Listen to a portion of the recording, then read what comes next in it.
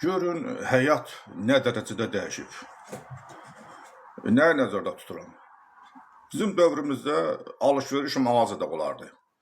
İndi texnika o qədər inkişaf edib ki, Trendyoldur, Temidir, internet mağazaları alış-ver edir.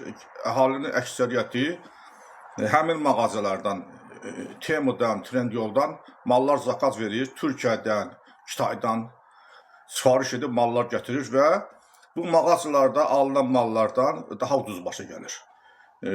Beləliklə də mağazaların alıveri xeyli azalıb. Bu bir dəyişiklik. İkinci dəyişiklik. İnternet təzə çıxanda biz deyirdik, görürsən bu nədir? İndi internetə vərdiş eləmişik. İndi süni zəka meydana gəlib.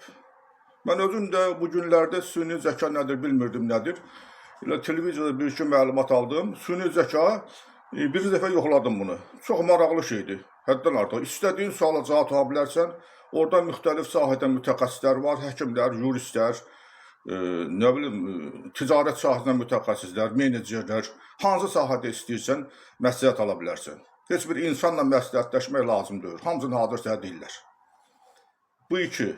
Sonra, qabaqlar biz Sovet dövründə mağazadan alış-verişə pul da edirdik. Və indi nətər olub? İndi sonra getdik karta, inkişaf nəticəsində elə şərait yaradı ki, alış-veriş pulla deyil, kartla olunmağa başladı.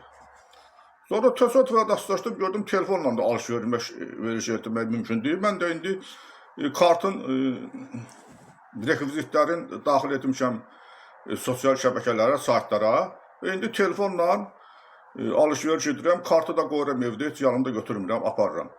İndi telefonla alış-veriş elə bilərsən, mağazadan pul ödəyə bilərsən, heç kart olmadan, kartın hesabına pul köçürdə bilərsən bankomatda. Bu da bir yenilikdir. Bunlar hamısı həyatın dəyişiklikləridir və bu da bizdən nə tələb edir?